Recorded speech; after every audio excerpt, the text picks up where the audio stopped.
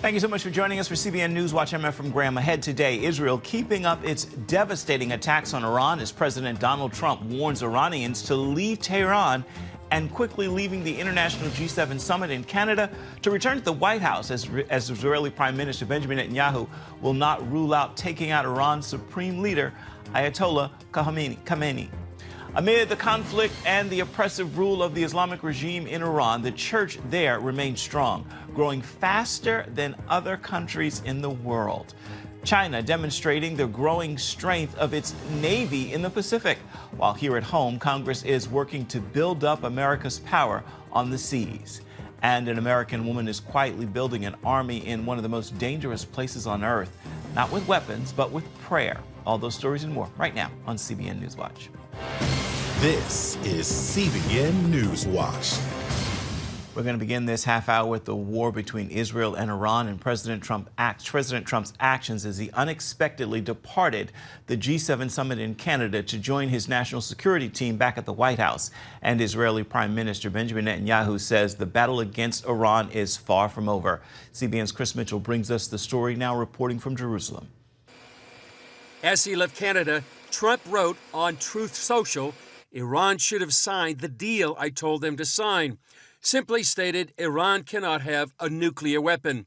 Everyone should immediately evacuate Tehran.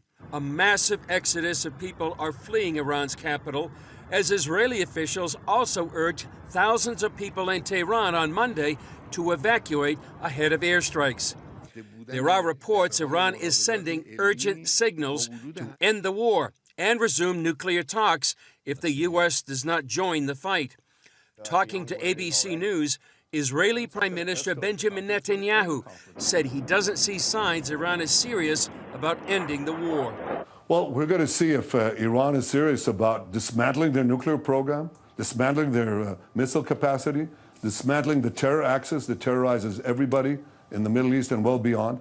If they agree to all of that, obviously, the war could end. If they lay down their arms, they lay down their weapons of mass death, that's different. But so far, they haven't done it. Netanyahu also said Israel will not rule out targeting the Ayatollah because taking him out would end the conflict. The IDF says it's hit more than 250 targets across Iran, estimating it's destroyed a third of the regime's ballistic missile launchers and continues to strike military infrastructure, surface-to-surface missiles, and UAVs. As in Gaza, Lebanon, and Yemen, Israel sent evacuation warnings to civilians in Tehran to avoid military targets. In the middle of a program, the IDF also hit the IRIB, Iran's state broadcaster, considered a key propaganda arm of the regime. The center's activities were carried out under the direct guidance and mission of the Revolutionary Guard. For years, the Revolutionary Guard has called for the destruction of the State of Israel and genocide. Monday night, Netanyahu said the campaign is far from over. We have more goals, and we're really going to do a root canal here. We're changing the face of the Middle East, and this can lead to far-reaching changes, even within Iran itself. Iran today is seeing the fastest growth of Christianity than in any other country in the world today, and they are on fire. CBN's George Thomas has reported extensively on the underground church in Iran. The church is on fire. The Iranian regime is scared to death of the rising evangelical movement inside the country. Not so much about a threat, that they want to depose the regime politically, but they want to bring a new spirit to the country. And there's a tremendous prayer movement that has been unleashed across Iran for many, many years. So many people seeing dreams and visions, seeing Jesus Christ in dreams and visions. He says believers inside Iran need prayer now more than ever. So pray for continued boldness and the strength and the courage in the days ahead, because the regime, when they're cornered, when they're under the spotlight and under the gun, so to speak, they tend to take their frustration and their anger on their own people. And Chris Mitchell joins us now with more. So, Chris, both Israel and President Trump have warned people to leave Tehran, and many are trying to get out, as we saw in your piece. What else is the president posting on Truth Social? Well, one of the latest things he's done, Ephraim, is he's actually contradicted reports that he's engaged in negotiations with Iran. He wrote, "I've not reached out to Iran for peace talks in any way, shape, or form. It's just more highly fabricated fake news. If they want to talk, they know how to reach me, and they should have taken the deal that was on the table, and that would have saved a lot of lives." And I think we'll find some more clarity, Ephraim, when Trump gets out of this meeting with his National Security Council. We're also seeing, as we said, that massive exodus out of Tehran. And possibly, some people are anticipating the possibility that actually the U.S. may join Israel's attack against Iran's nuclear facilities. One key infrastructure would be the enrichment facility at Fordow that's buried under a mountain. Many people believe it's really only the massive bunker-busting bomb that the U.S. has that could actually penetrate that bomb. And I just heard one other thing this morning. One person is actually suggesting that maybe if the U.S. doesn't want to get directly involved, that Israel could actually rent a B-52 bomber and that bomb to go ahead and hit Fordow. Netanyahu says he will not rule out killing Iran's supreme leader, Ayatollah Khamenei. Is that a realistic possibility? Well, I think it is. Netanyahu's reported said it would end the conflict. It would really send shockwaves throughout all the people of Israel. And, you know, Netanyahu added in that interview with ABC News, you know, they've had half a century of conflict by this regime that terrorizes everyone in the Middle East. And it's the forever war that Iran wants. And actually it brought the Middle East to the brink of nuclear war. And Israel's standing up against the forces of evil. He didn't reveal whether or not Israel would target Khamenei, but the defense minister, Israel Katz, threatened Khamenei, and he said, "Be careful you don't end up like Saddam Hussein. Hussein, the former Iraqi dictator, was actually killed by his own people." What did Israel's foreign minister say about the next successor of Iran's chief of staff, and how many Iranian senior leaders have already been eliminated? Well, at least 20 already, Ephraim. This is just an amazing operation by the Mossad, by the IDF, and as well high-profile nuclear scientists have also been confirmed killed during the Operation Rising Lion. So we have the chief of the general staff, the commander-in-chief of the IRGC, the commander of the Air Force and the Quds Force, the Armed Forces Chief of Staff, and then, as I said, nuclear scientists.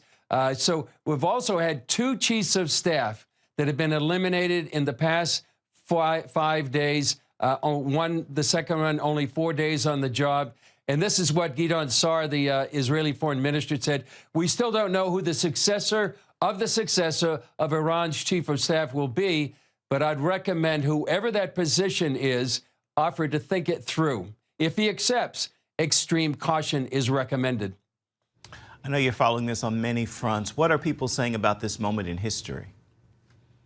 Well, it's a hinge of history, many people say, meaning that we're really at a historic change in the Middle East. You could think of other times in history, Pearl Harbor, 9/11. This is going to have ramifications around the world. We're here 5 days into an unprecedented military operation likened by some to the 1967 Six-Day War, which changed the complexion of the Middle East. We may be witnessing the fall of the most ruthless dictatorship in the Middle East for a long time. So this is going to have profound geopolitical and even spiritual consequences here in the region. We're already seeing and feeling that as well, Ephraim. The church in Iran is powerful, as we're seeing in your report. Do any of the Christian communities in Israel or elsewhere have contact with the believers in Iran? What do you know about their situation at this hour? Well, there are many contacts with the underground church in Iran. It has to be covert. It has to be hidden in many ways. But as George said, the fastest growing church in the world, many believe, fervent. They worship under great persecution. They're evangelistic. They have great faith. They have to worship and gather together in small cells very covertly. But many of them love Israel. I've met with some of these former Muslim believers who now believe in Jesus Christ. They love Israel. And also we're seeing signs and wonders in the church there. And as George said, many people coming through dreams and visions I've talked, as I said, with some of these people. It's just remarkable what the Holy Spirit is doing inside Iran under this great threat and this darkness that had been there since 1979. But there's a great light shining in the underground church. Incredible. What do you have for us today on Jerusalem Dateline? Well, we have more analysis with George Thomas. He talks not only because he had an interview with Reza Pahlavi. He's the son of the late Shah. Many people see him as a possible successor to a new Iranian leadership. We also have spiritual perspective with a guest of ours and how people are responding spiritually. We have a Channel 12 reporter, secular man, praying online, and also Messianic worship in a bomb shelter. All right, our CBN News Middle East Bureau Chief Chris Mitchell, thank you so much for your insights as always. Looking forward to seeing you and hearing from you in the days ahead. I want to remind you at home, you can get the latest from Jerusalem Dateline at 8 p.m. Eastern. You can find it on the CBN News channel. You can also find it on the CBN News app, and you can watch it on YouTube. Coming up here at home, as China builds up its Navy, becoming a major military force, Congress is working to strengthen America's power on the seas. We're going to have that story for you when we come back. You're watching CBN News Watch.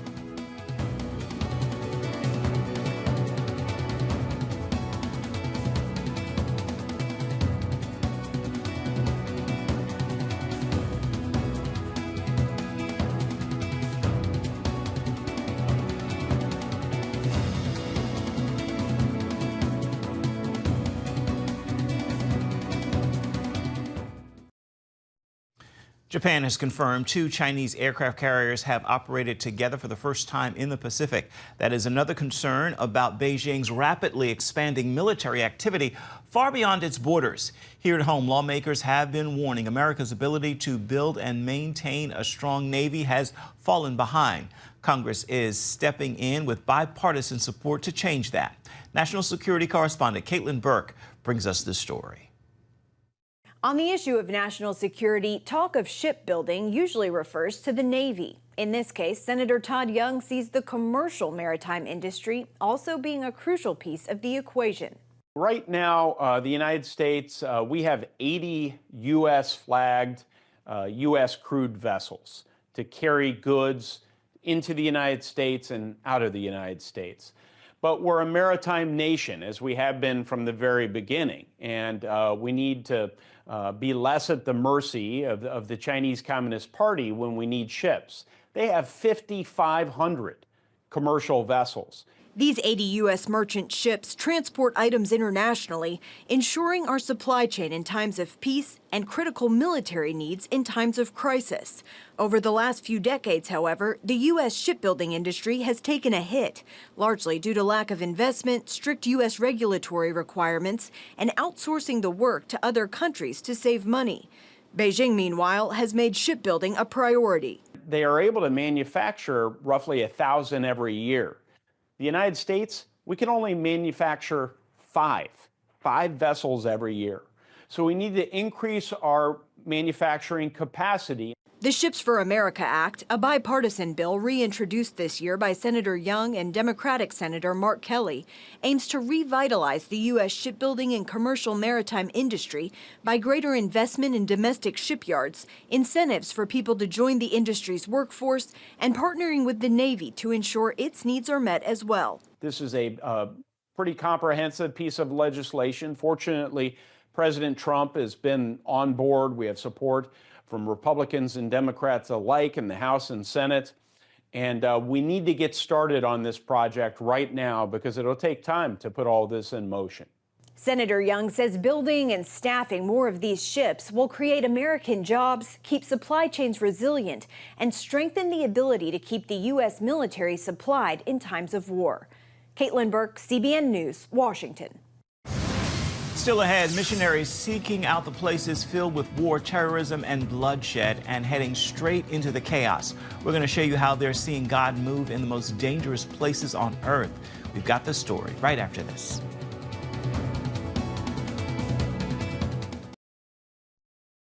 Welcome back to CBN News Watch. In one of the most dangerous places on earth, an American woman is quietly building an army, not with weapons, but with prayer. Carol Ward has also created a missionary school to train locals to spread the gospel. George Thomas reports from the southern edge of the Sahara Desert. The Sahel region of Africa isn't the kind of place you just wander into. You're called here. It's very dry, it's very sandy, it's dusty, it's desert. It can be 100, 115 degrees year-round. This vast stretch of land cuts across 10 African nations, from Senegal to Eritrea. It's a land of extremes, scorching heat, shifting sand, and deadly danger. More than half of the world's terror-related deaths happen here. It's the front line in a spiritual and physical battle. And now here you are in the middle of one of the most dangerous swaths of land in Africa. What is wrong with you? The call of the wild. I don't know. I think it's in the blood. Carol Ward runs toward the fire. She's been doing it for decades, starting in northern Uganda during the height of the Lord's Resistance Army. Then came South Sudan, civil war, destroyed villages, broken hearts. While others fled, Carol stayed, bringing healing, hope, and the relentless love of Jesus. You can't live here until you've already died. And then, What do you mean by that? You've died to yourself, and the devil can't kill a dead man because your life isn't your own. This kind of courage runs deep. So this map was my father's map on the wall of his of our missionary house, actually in the Philippines, and he would lay his hands, particularly on Muslim areas, just weeping and weeping. Her parents spent 62 years preaching the gospel in regions terrorized by Abu Sayyaf in the Philippines. Her grandparents served as missionaries in China for 30 years. Following Jesus wasn't just a decision, it was their legacy. I realized then fear is contagious, but so is faith. And so I grew up in a home that even though Abu Sayyaf was looking for my own father's head for 45 years, he had no fear. He absolutely loved the people that burned the Bibles and threw them back in his face. And he was willing to lay his life down. Today, Carol's mission continues here in Chad, a country shadowed by the presence of Boko Haram, ISIS, and Al-Qaeda. My heart is to move farther and farther north into more Islamic darkness with the gospel, because if we're not advancing as rapidly as they are, we've lost. She's launched a nationwide prayer movement raising up local believers, Chadians who know the land, language, and cost of following and sharing Christ. We've had some Boko Haram come to Jesus in our missionary training school. We've done 5 of them in Chad now, and are launching missionaries. We have over 150 launched in Chad, and these are Chadian missionaries. Some of those missionaries have gone east into the flood of Sudanese refugees escaping war. Many believers, baptized 202 of them, the first missionary training school they had. These aren't outsiders, they're locals, trained, equipped, and ready to go where few others will. Ready to go. People like Digba Katsala, a street evangelist. He doesn't just preach, he rides straight into the chaos. Sometimes people are not very receptive. At times it gets a little confrontational, but afterwards when people see that you persist with the word of God, then they get used to you, and when you preach at the end, there are people that start giving their lives to Christ, and that's extraordinary. For the past 5 years, Pastor Digba has been using his motorcycle to ride the streets of Chad's capital city, N'Djamena, and at different locations he would set up his audio system and get his microphone out, and he would open his Bible in either French or Arabic, and he would boldly proclaim the gospel of Jesus Christ.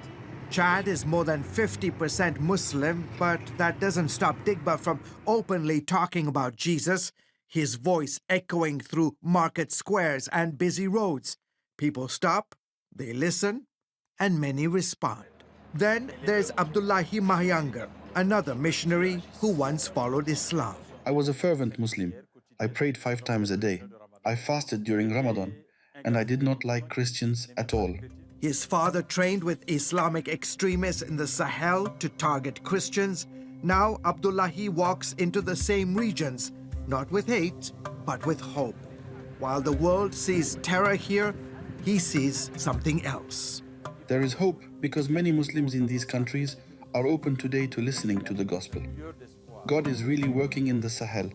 They are coming to Jesus in large numbers, and their lives are being transformed. Carol calls Abdullahi, Digba, and countless other Chadian believers the tip of the spear. Through prayer, sacrifice, and the reckless love of God, they are reshaping the spiritual map of one of the most dangerous places here on the continent. Prayer transforms us to be willing to lay our lives down and fulfill the Great Commission, no matter the cost.